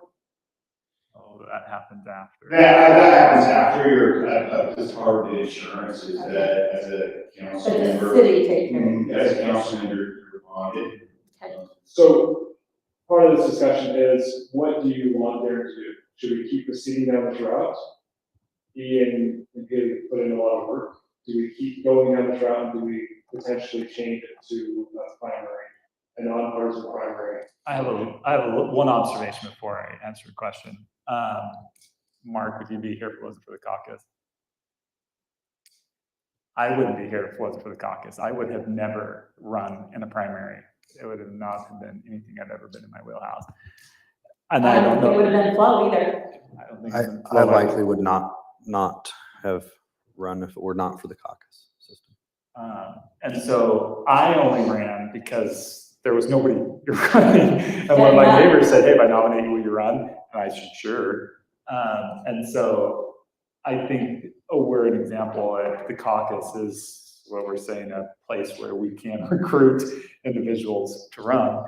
And it's a relatively safe place to recruit because you're not getting people with special interests. You're not getting the person who got really mad about one issue and only cares about one issue to run. You're getting potentially a Gary or George or. And I'm not saying the right guy for the job. Well, and I can see that too, but as you remember, upstairs at Mars, they could not get people to run, and finally, so they could get finished, the one they just said, fine, I'll do it. And then one dropped out, and then one, and that was at a caucus. Yeah.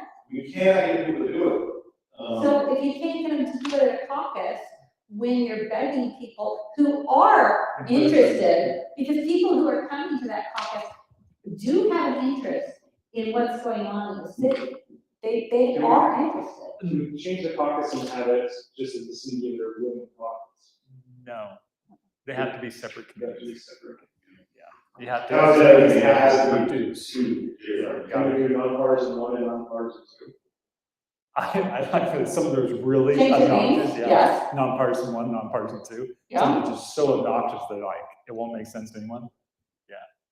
Because I agree that the Pinecone sagebrush makes it difficult for people to understand unless you know it. And anyone who moves into the city, like, what is going on with this balance? Hold on, Gary, has something to say. I could make one suggestion is that why can't we write something that talks about sagebrush and pine cone and leave it on our website so it's like immediately accessible that says nonpartisan. What if we, we did that before the election. We fill out the two parties and. But I mean, tell like, everyone what it it's is. like right there, Typically, right on our web, newspaper like has right the all first those page you languages. go, and like, What if we just do away with Pinecone and sagebrush and just literally call it upstairs nonpartisan one, downstairs nonpartisan? that's what I was kind of thinking But if you too. say, but then people go to the same, I mean, if they want. But It's on the a ballot, it would be situation. nonpartisan. Should be, Yeah, also with that- non-partisan too, I like that.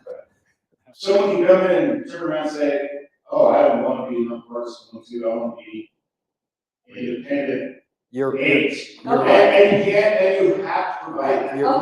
you are right, but how many people running for city council would actually know that? Or Well, okay, that's my point. if they How many did know people it, how many people would actually try and take that route in Fruit Heights? Maybe if you're in Salt Lake City or If they didn't come to the some other caucus place. meetings, how well are they going to be received? What's up, Mark? Sorry. Well, I think I'm kind of opposite of all you. I didn't like the caucus thing at all. I think the one downstairs was maybe stacked certain ways for certain things. The one upstairs, there wasn't enough people. And that woman, just so we could go home, put her name on. And because she was tied into sagebrush, I was tied into sagebrush. I know she got 200 and something votes. There was roughly 20 people that I know voted for her because I was a sagebrush. And so they thought she was more conservative than anybody else in the pine cones, which, is completely wrong. And when they asked me the difference, I didn't really know, so I had to call over here and talk to it and understand it. I also was hoping that maybe with some of these people here, I was really ticked off last city council meeting when the mayor said, we're going to need people, and there was about 4 or 5 residents that just, slammed him and said, oh, we get so sick and tired of hearing that. The reason why I was interested in it was I think we need to have a good balance to where we represent the whole city. And I think we need to have, at least 3 people on the west side.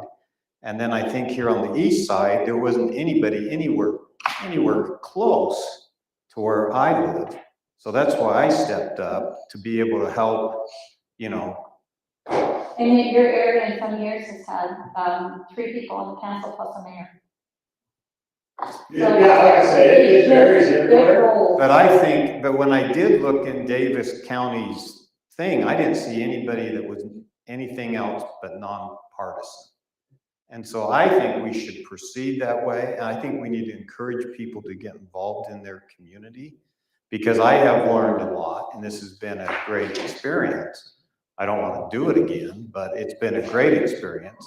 But the neat thing is the people that I have met in the city, that work in the city and live in the city, has made this thing worthwhile. But I didn't like how the caucus thing went last time. I think there was some kind of shenanigans. Nobody upstairs and everybody downstairs. Yeah. I think there's 8 people upstairs. Yeah, there wasn't hardly anybody, and finally somebody that just says, I want to end this meeting, how can we end it? Oh, we need to have 3 people. Okay, put my name down. You know, I think that was the wrong approach. It took 200 and something votes that could have gone to, you know, other people. What were you gonna say? My one question was, is this something we should put to the residents in the survey? We did the cemetery survey, and I thought that it'd give us good feedback to let us know that that was a split issue, and so we're still dealing with those responses. Is this something we should ask the residents and say, hey, we're considering this. Would you rather go caucus or would you rather go a primary? Well, what if we just put it to survey, well, yes, survey, but like, describe the two. describe, and maybe we even just take out sagebrush and pine that's nonpartisan 1, nonpartisan 2. So that on the ballot it says nonpartisan. You're gonna bug a lot of people taking out the names. I know, but like. This way you get rid of the caucus, and then those people put it in your group. That's fine. It's not an issue. It's not an issue at that point. What are your thoughts? Should we put it to a survey? Can I ask one more personal question, Darren? It sounds like you're for the primary. Can you help me understand why you're a proponent of it? Just so I understand where you're coming from.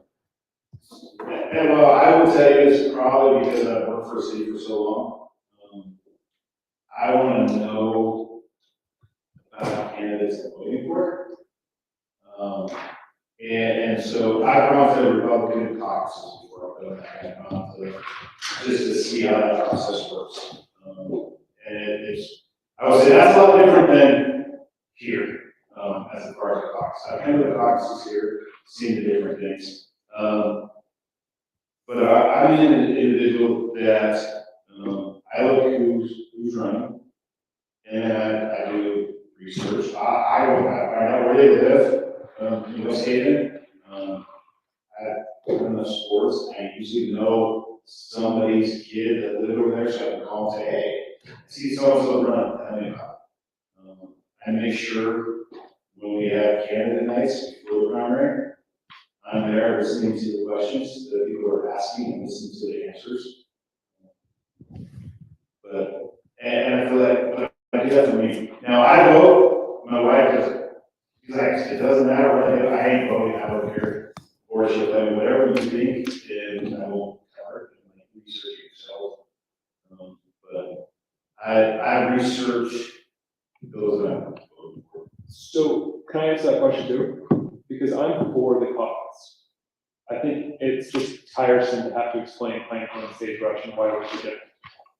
And I think we have had enough turnover in the last, I don't know, 2 decades that it might be time to reevaluate the name because it's on the ballots and it's just why are we so different? Right. And yeah, it does, it means nothing. And city council is supposed to be. if we could take it out just so it doesn't put any confusion, that's where I would go. 4 years ago, I asked Brandon, like, can we just take that out? And the county said no. So I think it's for your case, for Gary's case, like we do get some, Flo's case, we get some quality people that are committed at us. I feel value to that. And then back to Darren, I just want to make sure I understand. So in in the other process, the primary, attending the primary elections or the primaries where you'll pick, well, and maybe I'm not even processing it fully. For the city, since we are nonpartisan, it would be, how would that even work? That they would be Democratic and Republican? Because they just list everybody's name. List everyone on both of the. And it says nonpartisan on the ballot. Each candidate says nonpartisan on the ballot. So if all 5 of us were running, it would say nonpartisan Gary, George, Eileen, John, Mark. And then if you have to vote for 2, whoever Maybe gets the the, same thing for us. yeah, Because there would be, out of that, there would be twice that would come out of the primary, right? So if we had the 2 running in a primary, that if there were 16 candidates, we'd narrow it down to 4 for the 2 seats to go to the general election. Thoughts, what do you guys want to do? What would you recommend we proceed? What direction would we get there? I would like survey, ask residents, see what they think. What do you think? I would more, I like the caucus, but I can understand the confusion that the sagebrush and pine cone provide. I could go along with doing a nonpartisan 1, nonpartisan 2, as long as we're not, like spending tons of time and energy and money and lots of effort to make that happen. But yeah, that's how I would lean. What do you think, Melanie? I lean towards keeping the caucus. Tradition says this, but you're right, we explain it and explain it and explain it. Everybody used to get a newspaper in the bottom of their driveway every week. It was explained in there, it explained. Nonpartisan pretty well says it. Nonpartisan 1, nonpartisan 2, it's not east, it's not west, it's not nothing. Just nonpartisan, but it's still a caucus. And I guarantee you're still gonna get questions. Yeah. I will take you to the nicest steak dinner you've ever had if you get no questions. Well, I will tell you, I will lose that minute because even at West Haven, during the candidates or whatever for the primary, someone will say, so what does nonpartisan do? What do you mean you're running for? What if we have nonpartisan and nonpartisan? I was thinking that too, like, put an S on one of them. Partisan. Spell it. And one thought I just had, sorry, as I'm picturing it working. So I guess with the committees, with the caucus, I was faced with up here with my vote to vote for the ones that would run with whatever partisan was up here. I wasn't able to vote on the caucus downstairs. So I didn't see the candidates downstairs for a vote until the general election. Would residents want to see all the candidates and vote twice? But we had our meet the candidates night with everyone here After the caucus. after the caucus. After the caucus. But in our caucus meeting, every person running, we just took questions we took a lot of questions, which is why we were still down there so long. But people loved it. People loved being able to ask the questions. When we done our meet the candidate night the last time, it was very formal and there was no spontaneous questions. Really. Yeah, And I didn't like that. And I thought that was a little bit of a mistake the Because last time. I feel like people wanted to be able to ask their questions. Yeah. And we didn't allow that. And that's where caucus night, people could ask their questions. Okay. Yes. So you would be in favor of primary. Okay.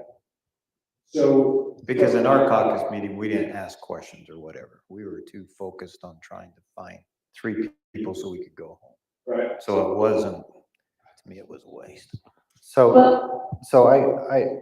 I just am curious, Mark, I know that the caucus meeting and the election you've mentioned many times in council meeting that you didn't enjoy it, but I felt like watching you work for it, I gained a respect for you.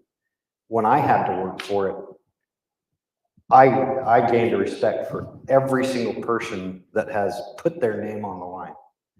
And it was easier than the first time, but I still worked for it. I mean, I think you think that I didn't work for it.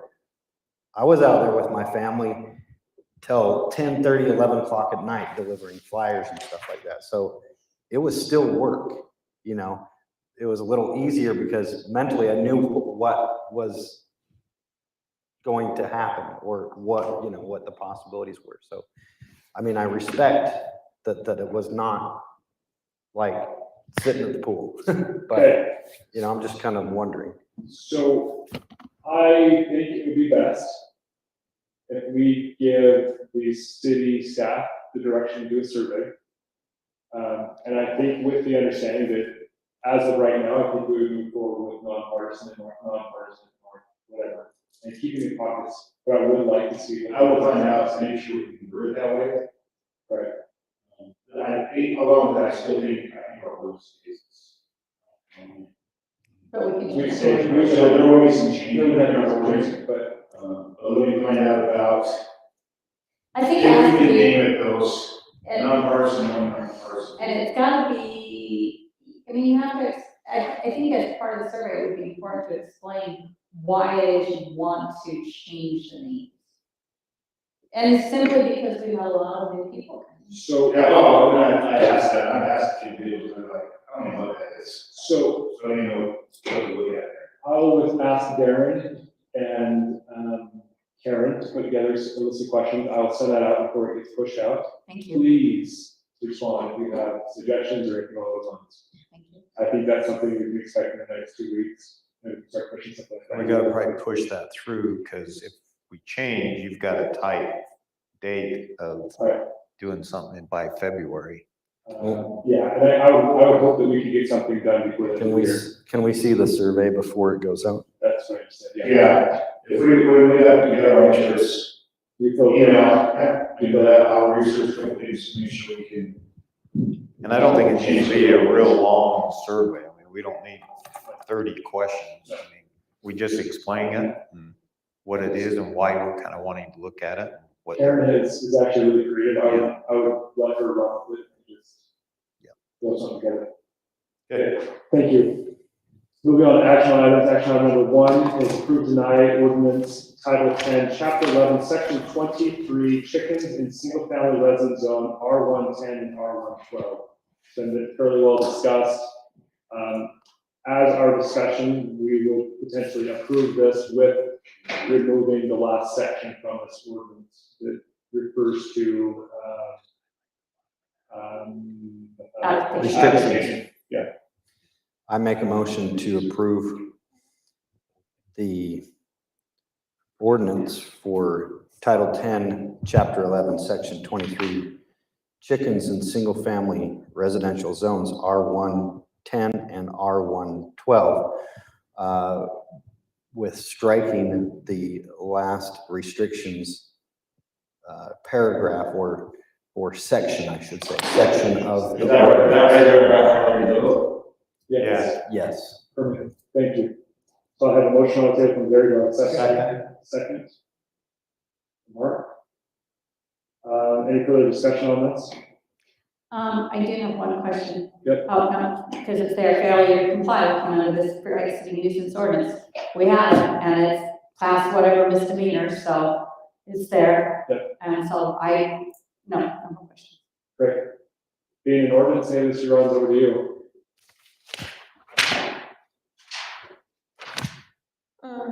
Adam Moss, Aye. Mark Cuttrell, Aye. George Ray, Yay. Gary Anderson, Aye. A. Moving on to item 6.2, approve, deny residential chicken conditional use application.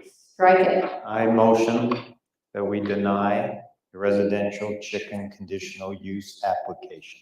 Second that. So I have a motion from Mark, and a second from Gary. Any further discussion? All in favor of denying the residential chicken conditional use application, all in favor say aye. Aye. Any opposed? That motion passes, but the residential chicken conditional use application is denied. Approved minutes from September 3rd, 2023. This was updated because Gary wanted it updated, Yes, and it was updated. and you're happy with it. Looked a lot better. Great. So do I have a motion to approve? Motion to approve the September 3rd, 2024 council minutes. Second. Motion from Gary, second from George. All in favor of approving the minutes of September 3rd, 2024, say aye. Aye. Any opposed? Those are approved. Item number 6.4, approve September 17th, 2024 city council minutes. I have a motion to approve those minutes. I move to approve the September 17th, 2024 city council minutes. Thanks, George. Do I have a second?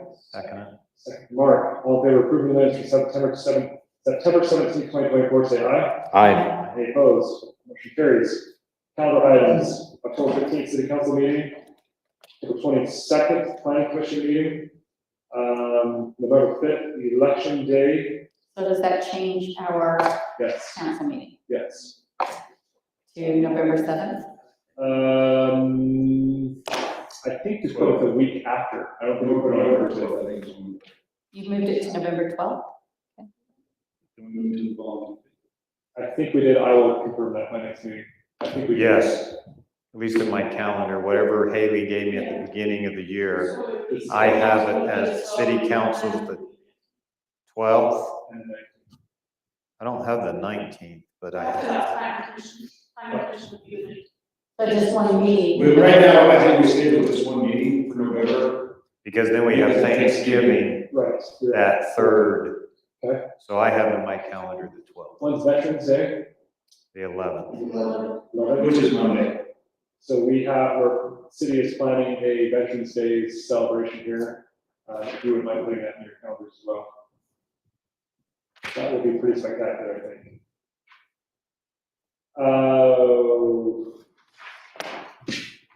City council reports. I think you went last time.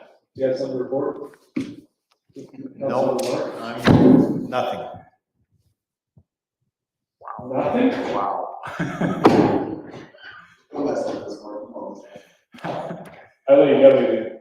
Appreciate the council's support of our Citizen Court Council meeting. It was really nice to have Amber come. One correction, perhaps, to what she said was I have specifically talked to my insurance company, and they have no exclusion for wildfire. It is covered within my policy. So people might want to check and see what their policy covers or not, because it is not excluded in my policy, and she said it might be. Next thing is the sanitary committee continues to meet. We are trying to come up with some things that we could present to the council so that the council can make an informed decision. There is still a lot of interest from people in the cemetery. We get phone calls continually about that. So we'll come up with something and then decisions can be made. Thank you. George? Nothing. I don't have anything. Gary? Great. I don't have anything. I appreciate everyone. It was a not fun environment this evening, but I appreciate your continued support.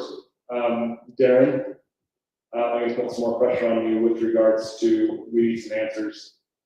As a council, we need to know what's going on and what our limitations are. And we need to know what's going on. No, go ahead, Darren. Oh, sorry, Lane. so can someone direct the planning commission to look at the RS12 zone in regards to chicken? Yes. This spring, I got some bids to rebuild the water pumps that supply water to the 1 million gallon tank for the drinking water. Booster pump number 2 is starting to vibrate and it needs to be rebuilt. The low bid. Rebuilt or replaced? Well, rebuilt or replaced.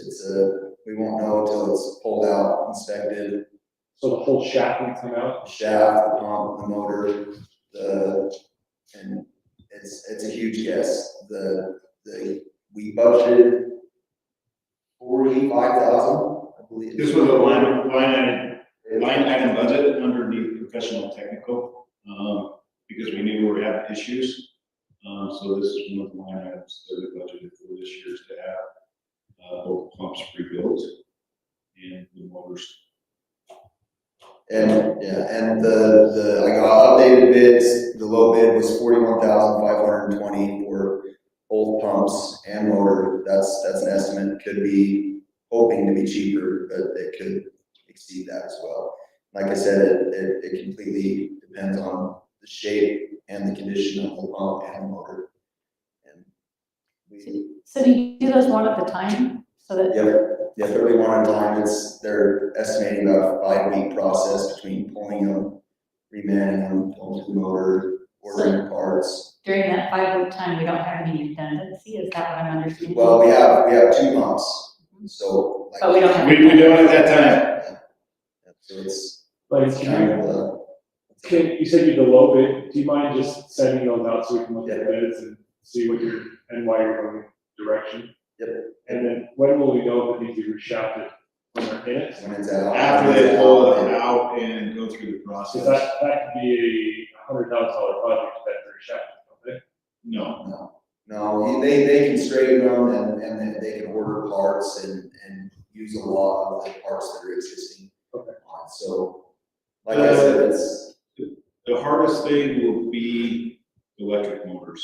Yeah. The pumps and the shotgun pumps are pretty easy to go through and have a close price on for max. If you have to replace it, then you're not gonna do everything and it's gonna be it'll be in that same cost. But if it's bent, if the shaft is bent and you can't get the motor out, then you gotta pull all the shafting out, fix it before you can actually get to the motor. I know, so these motors sit on top of it? Oh, Are they? Yeah, and the pump goes down into the bowl. Are they And direct? so they can pull it off. Are they direct drive or are they? direct drive. Okay. What horsepower are they? I'd have to look. Okay, thanks. Yeah, but I can send this out to you. Great. Anything else?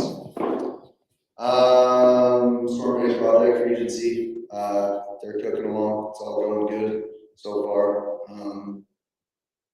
Completion date still November 1st. So. Are you, or actually it's a question, would you plan to take some time off before winter, maybe during a hunt sometimes, so you can take some time off? Next Monday to Friday, I will be off. Good, I'm glad. Thank you for taking time off. Thank you.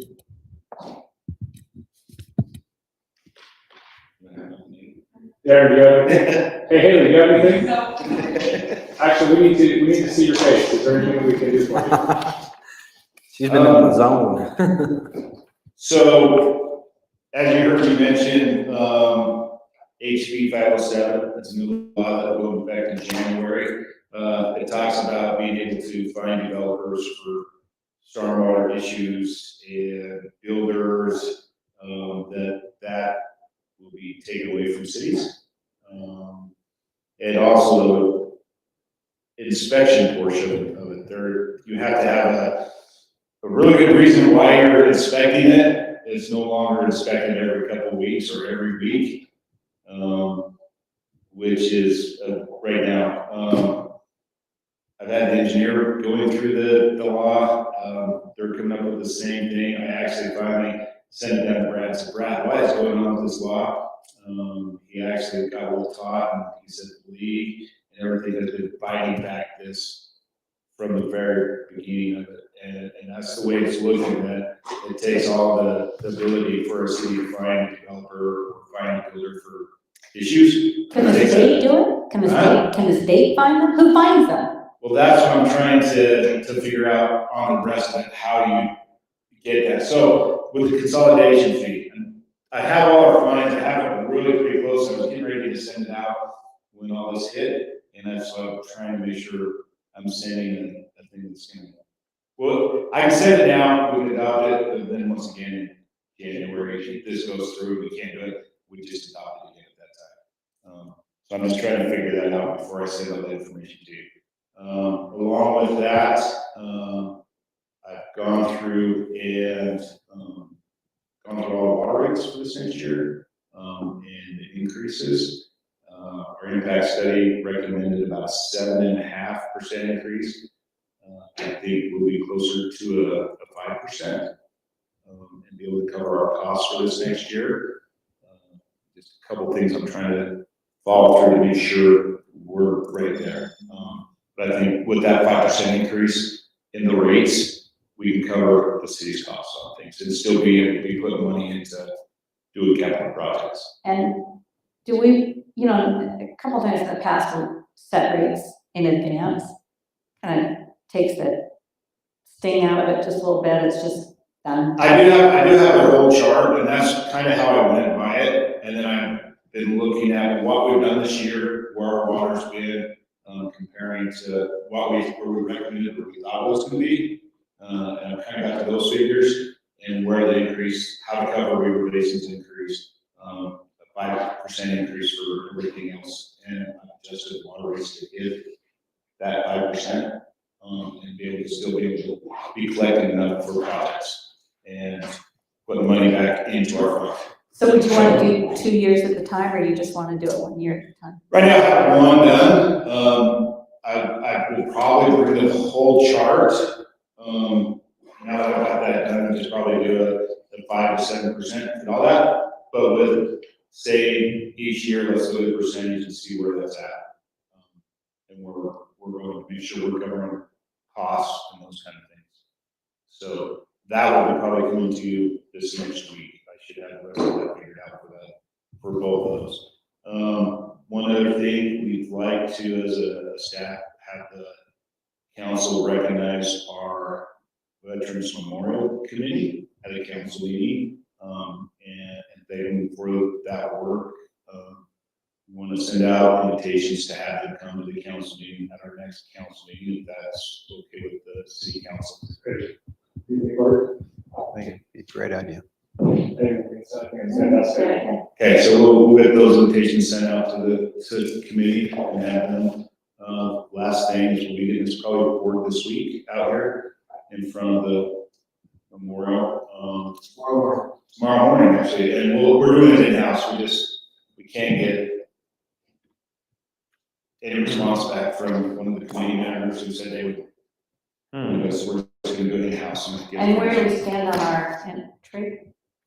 Have you gotten anywhere on our entry? It's, Okay, so it's gonna be next year, most likely. So I finally got back with the architects that come and looked at it and looked at what we're requiring and stuff for it. Sent me a bid with an estimate of the cost, which I just about to do the architectural part of it is close to $50,000 to design everything, torn off, everything put back on, and making sure all the geostructure is done underneath and all that kind of stuff. And then his estimate for the porch is just over $419,000. I did not budget for that because I talked to the contractor when I first started, and he was like between 250 and 300. He figured. I said that back and asked the architects, where did you come up with this? This is where I had a contractor kind of give me an idea and a rough price. And he's like, well, everything that's going to be required on that, you're moving closer to the 400 plus range. I did not budget that much for that project. I just got an email back from Ryan with the county for the grant that we got and said, I screwed up on my budget. I didn't budget enough money to cover the project. How can I extend this or whatever? Right now, his recommendation is to turn it back in and redo the grant next year. And ask for a lot more money than the project is and see if we could get it. So I'm waiting for another architect to get back with me. He said he would get back to me this week. How can you build a whole house for that much money and you can't build a porch? Yeah, I don't know. Well, just the doors alone are about $30,000. We're gonna still do the project though, right? Yes, I just don't know if I've got enough money this year to follow through with it. And maybe get the grant money back and then reapply for the grant money again on next year. As I've looked at the funds, well, we've got 4.2 million in the capital project fund. We can pull from that, can't we? Yeah, we can amend the budget and go back from there if that's what we wanna do. Pull it around a dozen, and we're gonna do the project, I right? would prefer to have the county pay for it. And get the They'll full give amount. us more money. I'd rather, in talking with You Derek, said if we reapply, they'll give us more, is that what you're saying? Yeah, so I talked to, I emailed Brian talking about what was going on and where prices are coming in and where we were on our budget. He was pretty confident that if we turned the money back in and reapplied next spring With the higher amount. with a higher amount, we would be able to get more. We should be able to qualify normal. So we would still be able to qualify because it's something that they do offer. Yeah, but we can't qualify for it because of what it is. and as a city, I haven't asked for very much, so I think it's best for Derek to possibly go that route. We would miss out on the 100 and whatever we were awarded and possibly get the full thing. By the city. Yeah, I would, and talking with him, I would probably say the project's $500,000 or maybe a little bit more than that. So that when they're looking at that project, they're saying, oh, yeah, we can do this much instead. And remind me what they offer, 150? Is that what it was, the grant? 128 is what we got. So I'm just, if the center architect gets back with me and can see what his prices are, then we still may move forward to that, so, but it was a little disheartening when that came through. 2 more dates. We are planning on doing Christmas in the community. It sounds like we have support from the community. That will be something that's going to go out in this year, as well as I would ask you to support the Youth City Council, Group Heights Youth City Council, and the Cajun Youth City Council in the Monte Paulo. We're going to do it on the 26th, 27th, 28th, or 27th, 28th. Do you think for Christmas next week? I do not. The 27th and 28th, or 26th, 27th. Yes, the Thursday. Thursday, Friday. But I would promote that. That should be actually a really neat, fun event. See how it turns out. Anything else there? I would entertain a motion to adjourn. Second, by Mark. All in favor, adjourn, say aye. Aye. We are adjourned. Took your 9:06. second. You always second that.